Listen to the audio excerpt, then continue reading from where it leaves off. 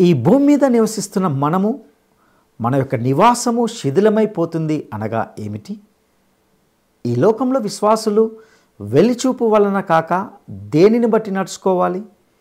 రక్షింపబడిన వ్యక్తులకు కూడా తీర్పు ఉంటుందా? ఈ ప్రశ్నలకు జవాబులను తెలుసుకుందాం.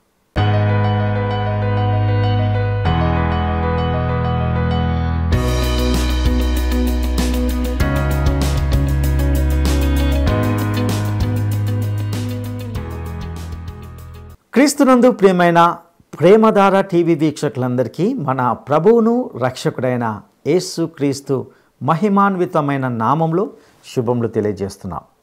నేటి మన ఈ పాఠంలో 2వ కొరింథీ పత్రిక 5వ అధ్యాయము 1 నుండి 10 వచనాలను ధ్యానించుకోబోతున్నాం.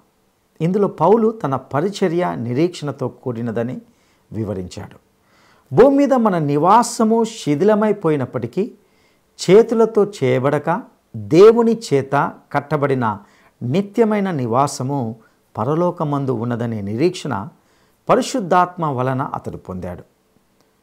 ప్రభువును సంతోషపెట్టులాగున జీవించడానికి పరిశుద్ధాత్మ దేవుడు నిరంతరం మనలను ఆయత్తపరుస్తాడు. మర్త్యమైన ఈ నివాసంలో ఉన్నంత కాలము మనము మూలుగుతూనే ఉంటాం. ఎందుకంటే ఈ జీవిత వైభవము ఆయాసము దుఃఖమే. లోకాన్ని విడిచినప్పుడు మనము ప్రభువుకు సమీపంగా ఉంటాం, నెమ్మదిని పొందుతాం. మరణము జీవం చేత మృంగివేయబడుతుంది. కాబట్టి వెలి చూపును బట్టి కాక విశ్వాసమును బట్టి మనము నడుచుకోవాలని హెచ్చరింపబడుచున్నాం. ఎందుకంటే విశ్వాసము వలననే మనము జీవిస్తామని వాక్యము స్పష్టంగా సెలవిస్తుంది. ఒక రోజున మనమందరము క్రీస్తు న్యాయపీఠం ఎదుట నిలబడక తప్పదని, ప్రతివాడు తాను జరిగించిన క్రియలను బట్టి తీర్పును పొందుతాడని పౌలు ఇందులో వివరిస్తాడు. ఇంకా ఆయా రకాల తీర్పులను గురించి ఇందులో వింటాం. ఇక సందేశాన్ని వినడానికి మనము సిద్ధపడదామా? ప్రియ శ్రోతలు, మీ బైబిళ్ళు తెరవండి. ఈరోజు మన పాఠం 2 కొరింథీ పత్రిక 5వ అధ్యాయం 1 నుండి 10వ వచనం వరకు. సావధానంగా ఏకాగ్రతతో వినండి. పౌలు కొరింథు సంఘానికి ఉత్తరం రాస్తూ అన్నాడు, భూమి మీద మన గుడారమైన ఈ నివాసము శిథిలమైపోయిన చేతి పనిగాక దేవుని చేత కట్టబడినది నిత్యమైనది అయిన నివాసము పరలోకమందు మనకు ఉన్నదని ఎరుగుదుము. మనము దిగంబరులము కాక వస్త్రము ధరించుకొనిన వారముగా కనపడతాము. కాబట్టి పరలోకము నుండి వచ్చే మన నివాసము దీనిపైన ధరించుకోవడానికి అపేక్షిస్తూ దీనిలో మూలుగుతున్నాము. ఈ గుడారములో ఉన్న మనము భారము మోసుకుంటూ మూలుగుతున్నాము. ఇది తీసివేయాలని కాదుగాని మత్యమైనది జీవము చేత మింగివేయబడేటట్లు ఆ నివాసమును దీనిపైన ధరించుకొనగోరుతున్నాము. దీని నిమిత్తము మనలను సిద్ధపరచినవాడు దేవుడే. ఆయన తన ఆత్మ అనే సంచకరువును మనకు అనుగ్రహించి ఉన్నాడు. వెలిచూపు వలన కాక విశ్వాసము వల్లనే నడుచుకుంటున్నాము గనుక ఈ దేహములో నివసిస్తున్నంత కాలము ప్రభువుకు దూరముగా ఉన్నామని ఎరిగి ఉండి కూడా ఎల్లప్పుడూ ధైర్యము గలవారమై ఉన్నాము. ఇట్లు ధైర్యము కలిగి ఈ దేహమును విడిచిపెట్టి ప్రభువు వద్ద నివసించడానికి ఇష్టపడుతున్నాము. కావున దేహమునందున్నా దేహమును విడిచినా ఆయనకు ఇష్టలమై ఉండాలని మిగుల అపేక్షిస్తున్నాము. ఎందుకనగా తాను జరిగించిన క్రియల చొప్పున అవి మంచివైనా సరే చెడ్డవైనా సరే దేహముతో జరిగించిన వాటి ఫలమును ప్రతివాడు పొందునట్లు మనమందరము క్రీస్తు న్యాయపీఠము ఎదుట ప్రత్యక్షము కావాలి. ప్రియ శ్రోతలు వింటున్నారా? హతసాక్ష్యంలో కూడా దేవుని సేవకులకు ఎంతో ఆదరణ ఉంది. సేవ మహిమాన్వితమైనది. సేవలో ఎంతో ఆదరణ మనకు కలుగుతుందని 3వ అధ్యాయంలో చెప్పబడింది. ముసుకులేని ముఖంతో క్రీస్తును చూచి క్రీస్తు సువార్తను ప్రకటిస్తున్నామంటే మనకెంతో ఆదరణ ఉంది. క్రీస్తు కోసం సేవ చేస్తూ శ్రమల్లో జీవించటం కంటే ఆనందం ఇంకేమున్నది? 4వ అధ్యాయంలో సేవలోని శ్రమలలో ఆదరణను పౌలు ఎత్తి చూపాడు. హతసాక్ష్యంలోని ఆదరణను పౌలు 5వ అధ్యాయంలో మన కండ్లకు కట్టినట్లు చూపుతున్నాడు. ఈ భౌతిక శరీరం ఒక గుడారం. ఇది శిథిలమై గతించిపోయినా ఇంతకంటే గొప్పది, మానవ హస్తకృతము కానిది అయిన గుడారమును ధరించుకోబోతున్నాము. పరిశుద్ధాత్మ మనకిది బయలుపరిచాడు గనుక మనము ఎరుగుదుము. పాత నిబంధనలోని సాక్ష్యపు గుడారం అరణ్య ప్రయాణంలో ఇశ్రాయేలీయులకు మోషే తయారు చేయించి ఇచ్చాడు. అయితే ఇక్కడ పౌలు తాత్కాలికమైన దేహం అనడం లేదు, మనకు నిత్యత్వంలో కొత్త శరీరం వస్తుందని అంటున్నాడు. ఈ భౌతిక శరీరం సంగతేమిటి? బాహ్య పురుషుడు బలహీనుడవుతూ ఉంటే అంతరంగ పురుషుడు దినదినము నూతనపరచబడుతున్నాడు. ఈ సంగతి 4వ అధ్యాయంలో పౌలు చర్చించాడు. మనిషి చనిపోతే అతని శరీరం మిగిలిపోతుంది. అతడు విశ్వాసి అయితే ప్రభువు దగ్గరికి పైకి వెళ్ళిపోతాడు. నీ శరీరం పోయినా నీ శరీరం ఇక్కడే పాతేయబడుతుంది. దృశ్యమైనవి, అనిత్యమైనవి. అసలు మనిషిని కాదు, అతని శరీరాన్ని, అతడు నివసించే గుడారాన్ని మనం చూస్తామంతే. ఈ గుడారం రాను రాను పాతదైపోతోంది.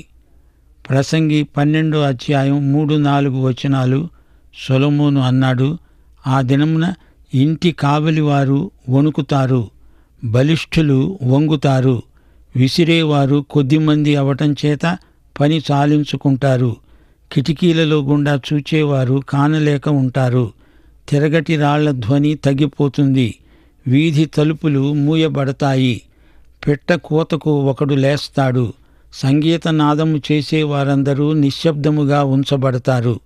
ఇంటి కావలివారు అంటే కాళ్ళు, మోకాళ్ళు వణుకుతాయి, భుజాలు అంటే బలవంతులు వంగిపోతాయి, కిటికీల గుండా చూచేవి అంటే కండ్లు, చూపు, వినికిడి మందగించిపోతాయి.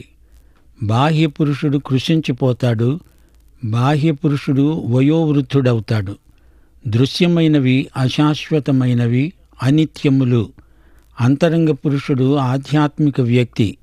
దేవుడు ఒక వ్యక్తి గాని భౌతిక వ్యక్తి కాడు. దేవుడు ఆత్మ. యోహాను సువార్త 4వ అధ్యాయం 24వ వచనం, యేసు సమరయ స్త్రీతో అన్నాడు, దేవుడు ఆత్మ. దేవుణ్ణి ఆరాధించేవారు ఆత్మతో సత్యముతో దేవుణ్ణి ఆరాధించాలి. కొందరు సణుగుతూ అంటారు, ముసలివాళ్లమైపోవడం మాకిష్టం లేదు. అలా అనుకోకండి. వృద్ధులమవటంలో ఆనందముంది, వృద్ధాప్యంలో స్వేచ్ఛ ఉంది. వృద్ధులు తమకిష్టమైంది చేయడానికి ఎట్టి అభ్యంతరము ఉండదు. వృద్ధ విశ్వాసులను సైతాను అంత సులభంగా లోబరుచుకోలేడు, లొంగదీయలేడు. సైతాను కుతంత్రాలను వృద్ధ విశ్వాసులు బాగా ఎరుగుదురు. ఈ బాహ్య గుడారము శిథిలమైతే మటుకేమి, అంతరంగ పురుషుడు బలపడుతున్నాడు. శరీరం పాత గుడారం, కానీ అందులో ఉన్న నేను దినదినము నూతనపరచబడుతూ ఉన్నాను. శ్రోతలు, మనకు నిత్య నివాసం పరలోకంలో ఉంది. ప్రకృతి సిద్ధమైన శరీరముగా విత్తబడి ఆత్మ శరీరముగా మహిమ శరీరముగా లేపబడుతుంది.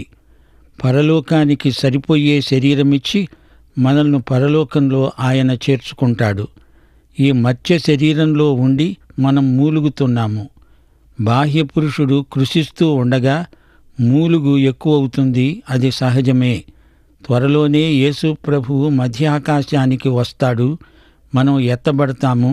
ఆయన ఎదుట మనం నీతి వస్త్రాలు ధరించి హాజరవుతాము. మనం దిగంబరులము కాము. ఆయన యొక్క మహిమ వస్త్రాలు మనం ధరించుకుంటాము. అపొస్తల కార్యములు 24వ అధ్యాయం 15వ వచనం, నీతిమంతులకు నీతిహీనులకు పునరుత్థానమున్నది. యోహాను సువార్త 5వ అధ్యాయం 29వ వచనంలో ప్రభువు ఇదే మాట అన్నాడు. మేలు చేసిన వారు జీవ పునరుత్థానమునకు, కీడు చేసిన వారు తీర్పు పునరుత్థానానికి బయటికి వస్తారు. అందరూ నీతి వస్త్రానికి అర్హులు కారు. క్రీస్తు నీతిని అంగీకరించిన వారికే ఆ వస్త్రము లభ్యమవుతుంది. ఆయన మన అతిక్రమములను బట్టి అప్పగించబడ్డాడు. మనలను నీతిమంతులనుగా తీర్చడానికి తిరిగి లేచాడు. క్రీస్తునందు అంగీకరించబడిన వారే నీతిమంతులై నీతి వస్త్రధారులై ఆయన ఎదుట నిలువబడతారు. తీర్పు ఒకటే కాదు, అనేక తీర్పులున్నాయని దేవుని వాక్యం చెబుతోంది. ఒకటి, శిలువ మీద యేసు తీర్పును భరించాడు. యోహాను సువార్త 5వ అధ్యాయం 24వ వచనం, ప్రభు అన్నాడు, నా మాట విని నన్ను పంపిన వాని యందు విశ్వాసముంచేవాడు నిత్య జీవము గలవాడై ఉన్నాడు. వాడు తీర్పులోనికి రాక మరణములో నుండి జీవములోనికి దాటి ఉన్నాడు. 2, విశ్వాసులు తమకు తామే తీర్పు తీర్చుకునే సందర్భమున్నది. 1 కొరింథీ 11వ అధ్యాయం 31వ వచనం, మనల్ని మనమే విమర్శించుకొన్న ఎడల తీర్పు పొందము. ఇది ప్రభు భోజన సంస్కార సందర్భంలో పౌలు చెప్పిన మాట. 3, విశ్వాసిని దేవుడు గుణపరచడానికి తీర్చే తీర్పు ఒకటున్నది. హెబ్రీ పత్రిక 12వ అధ్యాయం 6వ వచనం, ప్రభువు తాను ప్రేమించే వారిని శిక్షించి తాను స్వీకరించే ప్రతి కుమారుణ్ణి దండిస్తాడు. 4, న్యాయపీఠమెదుట ప్రతి విశ్వాసి నిలువబడి గృహ నిర్వాహకత్వపు లెక్క అప్పగించాలి. అది బహుమానాల తీర్పు. 5, ఇశ్రాయేలు ఒక జాతిగా తీర్పుకు గురి కాబోతున్నది. 6, అన్యజాతులన్నిటికీ దేవుని తీర్పు ఉంది. 7, పడిపోయిన దేవదూతలకు తీర్పు ఉంది. ఇక 8వది, మహాధవళ సింహాసనపు తీర్పు. నశించిన వారందరూ ధవళ సింహాసనపు తీర్పు కోసం హాజరవుతారు. వారందరూ దిగంబరులైన ముద్దాయిలు. అది క్రిమినల్ కోర్టు. వారికి నీతి వస్త్రాలుండవు. వారు చేసిన ప్రతి పాపానికి శిక్ష ఉంది. క్రీస్తును సువార్తను తిరస్కరించి చనిపోయిన వారికి ధవళ సింహాసనపు తీర్పు తప్పదు. ప్రస్తుతం ఈ శరీరపు గుడారంలో మనము భారభరితమైన ఆత్మతో మూలుగుతున్నాము. అయితే ఒకానొక రోజున ఆయనను మధ్యాకాశంలో కలుసుకుంటాము. మనము నీతి వస్త్రాలతో మహిమలో ఆయన ఎదుట ఆనందముతో నిలుస్తాము. క్రీస్తు నీతే మన నీతి, క్రీస్తు మహిమే మన మహిమ. మన నిరీక్షణ శుభప్రదమైనది. ఆత్మ అనే సంచకరువును ఇప్పుడు పొంది ఉన్నాము. అప్పుడు పూర్తి మహిమానుభూతి గలవారమై ఆయన సన్నిధిలో నిలుస్తాము. ఈ బలహీనమైన గుడారంలో ఉన్నామే కాని పరిశుద్ధాత్మ అనే బయానాను స్వీకరించి ఉన్నాము. క్రీస్తు మనల్ని కొన్నాడు. మనలో ఉన్న పరిశుద్ధాత్మే దేవుడు మనకు చెల్లించిన బయానా.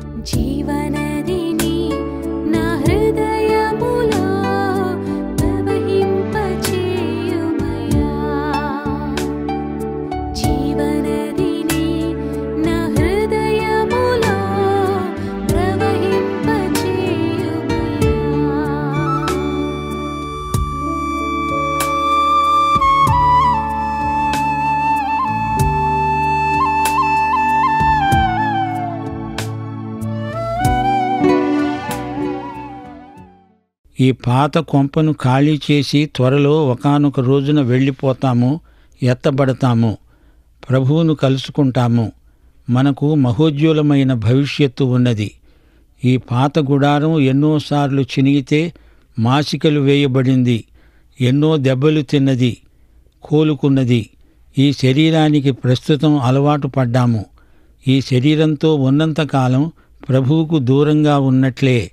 మనం వెలిచూపును బట్టి కాక విశ్వాసంతో జీవిస్తున్నాము. ఆయన మాటను బట్టి, వాగ్దాన బలాన్ని బట్టి మనం బతుకుతున్నాము. ఆయన మనకెంత చెబితే అంత. అదే విశ్వాసం అంటే. శ్రోతలు, ఇది సంగతి. ఈ శరీరం ఒకటి అడ్డం వస్తోంది. అందుకే ప్రభువుకు దూరంగా ఉన్నాము అనిపిస్తోంది. ఒకానొక రోజున ఎత్తబడిన వారమై ప్రభువును ముఖాముఖిగా కలుసుకుంటాము.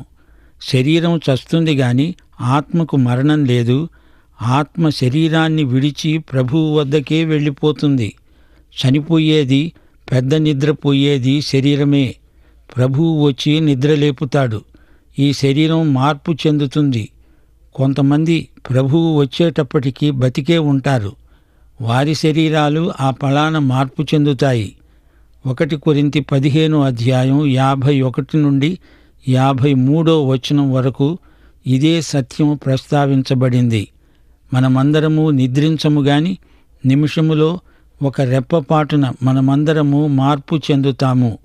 క్షయమైన ఈ శరీరము అక్షయతను ధరించుకోవలసి ఉన్నది. మర్త్యమైన ఈ శరీరము అమర్త్యతను ధరించుకోవలసి ఉన్నది. నిద్రపోయేది శరీరము, నిద్ర నుండి లేచేది శరీరమే. పునరుత్థానం శరీరానికే గాని ఆత్మకు కాదు. పునరుత్థానం అంటే తిరిగి లేవటం. లేచి నిలిచేది శరీరం, ఆత్మ కాదు, ప్రాణం కాదు. ఈ సంగతులు ఎరిగిన వారమై మనము విశ్వాసము గలవారమై జీవిస్తున్నాము. మనము మిక్కిలి అపేక్షిస్తున్నాము అంటే ఎక్కువ కృషి చేస్తాము. మనలో ఉరకలు వేసే ఉత్కంఠ ఇదే. ఈ దేహాన్ని ఎప్పుడు విడిచిపెడతాము, ఎప్పుడు ప్రభువుతో ఉండడానికి వెళ్ళిపోతాము అనేదే మన ధ్యాస. శరీరంతో ఉన్న, శరీరాన్ని విడిచినా ఆయనకిష్టలమై ఉండాలనే మన తాపత్రయం. ఇది స్వార్థం కాదు, క్రీస్తు మహిమార్థం మనలో పనిచేసే తపన. మనము ప్రియక్రీస్తునందు అంగీకరించబడతాము. ఎఫెసీ పత్రిక 1:5-6 మననం చేయండి. తన ప్రియునియందు మనలను ముందుగా తన కోసము నిర్ణయించుకొని ప్రేమ చేత క్రీస్తులో మనల్ని ఏర్పరచుకున్నాడు. తన కృపామహిమకు కీర్తి కలిగేటట్లు తన చిత్త ప్రకారమైన దయాసంకల్పము చొప్పున దేవుడు చేసిన నిర్ణయం ఇది. క్రీస్తునందు నీకు నాకు ఇదొక గొప్ప ఆధిక్యం. దేవుడు నన్ను క్రీస్తునందు చూస్తున్నాడు. నా అక్కర ఏదో అదంతా క్రీస్తే అయి ఉండేటట్లు చేశాడు. ఇంతకంటే నీకు నాకు ఇంకేమి కావాలి? క్రీస్తే మన నీతి, జ్ఞానము, పరిశుద్ధత, విమోచనము అయి ఉన్నాడు. క్రీస్తే నా పరిశుద్ధత. క్రీస్తునందు నేను దేవునికి లోపరహితుణ్ణిగా కనపడుతున్నాను. పరిపూర్ణతకు చేర్చేది ఏదీ లేదు, అందులో నుంచి తీసివేసేది ఏదీ లేదు. 100% విశ్వాసులమైన మనకు క్రీస్తు ఉన్నాడు. ఆ ప్రియుని యందు మనము అంగీకరించబడ్డాము. క్రీస్తునందు అనే పదోన్నతి విశ్వాసులందరికీ లభించింది అంటే ఇది కేవలము దేవుని కృపే. ఆయనకు ఆమోదయోగ్యమైన రీతిగా మనం జీవించాలి. ప్రియశ్రోత, నీవు క్రీస్తు కోసమే జీవిస్తున్నావా? మనమేదో గొప్పవారిమి కావాలని, పైకి ఎదగాలని పడే ప్రయాస కాదిది. కొందరు దైవసేవకులు తమ పేరు ప్రఖ్యాతుల కోసం ప్రచార సాధనాలను విపరీతంగా వాడతారు. ఇది వారి జ్వరం ముదిరి సంధి లక్షణాలు కానవస్తాయి. మనం గొప్పవారము కాముగాని గొప్ప యేసుక్రీస్తుకు దాసులం, సేవకులం, జతపనివారం. యిర్మీయా గ్రంథం 45:5 దేవుడేమన్నాడు? నీ నిమిత్తము నీవు గొప్ప వాటిని వెతుకుతున్నావా? వెదకనక్కర్లేదు. మనం ఆయన సేవకులం. త్రికరణ శుద్ధిగా సేవ చేస్తాము. ఆయనకిష్టులమై ఆమోదయోగ్యమైన సేవ చేస్తాము. విశ్వాసులం మనమంతా క్రీస్తు న్యాయపీఠం ఎదుట నిలిచి లెక్క అప్పగించాలి. న్యాయపీఠాన్ని గ్రీకు భాషలో బేమా అంటారు. న్యాయపీఠము ఎదుట విశ్వాసులు మాత్రమే నిలుస్తారు. విశ్వాసుల పాపాలకు తీర్పు కాదిది. పాపాలు యేసు శిలువ రక్తంతో పరిహారమైపోయాయి. మరి ఈ న్యాయపీఠం తీర్పు ఎలాంటిది? ఇది విశ్వాసులకు బహుమానాల తీర్పు. మనమందరము న్యాయపీఠం ఎదుట హాజరు కావాలి అంటూ విశ్వాసులను ఉద్దేశించే పౌలు మాట్లాడుతున్నాడు. మన దేహములతో మనము జరిగించినది ఏదైనా న్యాయపీఠం తీర్పులోకి వస్తుంది. ఈ పాత శరీరాలు అప్పుడు మనకుండవు గాని ఇక్కడ ఉండగా ఈ శరీరాలలో ఉండి మనం ఏమేమి చేశామో అదంతా విమర్శకు గురి అవుతుంది. విశ్వాసి బతుకంతా బేమా తీర్పులోకి వస్తుంది. ప్రతిదానికి మనము లెక్క అప్పగించక తప్పదు. ఫిలిప్పీ పత్రిక 1వ అధ్యాయం 21వ వచనంలో పౌలు అన్న మాటలు ఎంతో అర్థవంతమైనవి. నా మటుకైతే బ్రతకడం క్రీస్తే, చావైతే లాభం. ఇప్పుడే వెళ్ళిపోయి క్రీస్తుతో ఉండాలనే ఆశ నాకుంది. అదే సమయంలో ఇక్కడే ఉండి ఫిలిప్పీ సంఘస్థులకు వాక్య పరిచర్య చేయాలని ఉంది. ఈ రెండు భావనల మధ్య ఇరుకునబడి ఉన్నాను అంటున్నాడు పౌలు. ఇలాంటి ఇరుకు పరిస్థితి ఎప్పుడో ఒకప్పుడు దైవ సేవకులకు తటస్థిస్తుంది. ఇక్కడే ఇంకా కొంతకాలం ఉండి యేసు ప్రభువుకు ఆమోదయోగ్యమైన సేవ చెయ్యాలని ఆశిస్తున్నాడు. పౌలుకు దేవాసక్తి ఉంది, సేవాసక్తి ఉంది. ఈ రెండు త్రాసులో పెట్టి చూస్తే రెండూ సమానంగా ఉన్నాయి. ఈ మట్టి శరీరంలో మనం చేసిన మంచి పనులకు బహుమానం మహిమ శరీరం, ఇంకా ఎన్నెన్నో పరలోక బహుమానాలు. శ్రోతలు కంగారు పడకండి. న్యాయపీఠం ప్రకటన గ్రంథంలోని 20వ అధ్యాయం 11 నుండి 15వ వచనంలో చెప్పబడిన ధవళ సింహాసనం కాదు. న్యాయపీఠం సివిల్ కోర్టు, ధవళ సింహాసనం క్రిమినల్ కోర్టు. రక్షణ లేని వ్యక్తులకు ధవళ సింహాసనం, రక్షిత ప్రజలకు, విశ్వాసులకు న్యాయపీఠం. నీవు విశ్వాసివైతే నీ పేరు జీవగ్రంథంలో రాయబడి ఉంది. నీకు నిత్య జీవముంది. అయితే నీకు బేమా న్యాయపీఠం ఉంది. ఇది క్రీస్తు న్యాయపీఠం, బహుమానాల తీర్పు జరిగే స్థలం. న్యాయపీఠం మన ఉత్తమ సేవకు గొప్ప ప్రేరకం. ప్రభువు నిన్ను నన్ను ఉద్దేశించి, భళా మంచి దాసుడా, శ్రేష్టమైన నాణ్యమైన సేవ చేశావు, ఇదిగో నీకు బహుమానం అని చెబితే మనకెంత ఆనందం. ఈ శరీరం మత్యమైంది. పరలోకానికి వెళ్ళేటప్పుడు పరలోకానికి తగిన శరీరం, మహిమ శరీరం మనకు వస్తుంది. నిత్యత్వంలోకి మహాప్రస్థానం మనకుంది. అక్కడ అవ్యక్తమైన ఉనికి కాదు, చైతన్యవంతమైన స్ఫూర్తి. ఇక్కడ ఉన్నప్పుడు మాత్రం మనకేం తక్కువైంది? పరిశుద్ధాత్మ సంచకరువును దేవుడిచ్చాడు. రాబోయే మహాజీవితానికి మొదటి వాయిదా చెల్లింపే పరిశుద్ధాత్మ.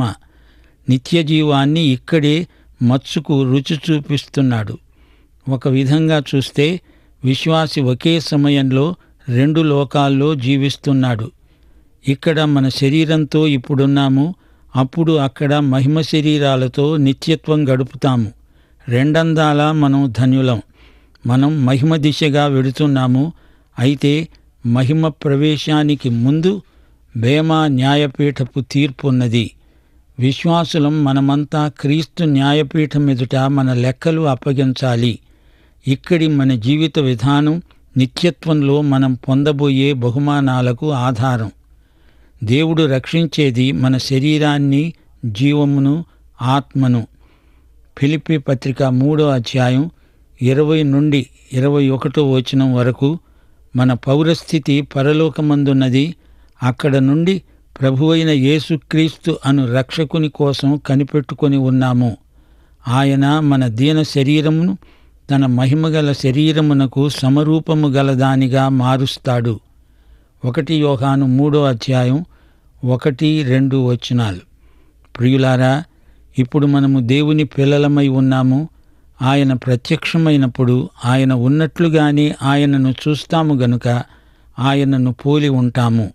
దేవుని బిడ్డలు తప్పక పరలోకానికే వెడతారు అనడానికి హామీగా దేవుడు మనకు పరిశుద్ధాత్మ అనే సంచకరువునిచ్చాడు. ప్రియశ్రోత, నీవి యేసు ప్రభువును నీ స్వంత రక్షకుడుగా అంగీకరించావా? అయితే ఈ పాఠం నీ కోసమే. ప్రభు అయిన యేసుక్రీస్తు వారి దివ్యకృప, తండ్రి అయిన దేవుని పరమప్రేమ, పరిశుద్ధాత్మ యొక్క అన్యోన్య సహవాసము మనకందరికీ సదాకాలము తోడై ఉండునుగాక. ఆమేన్.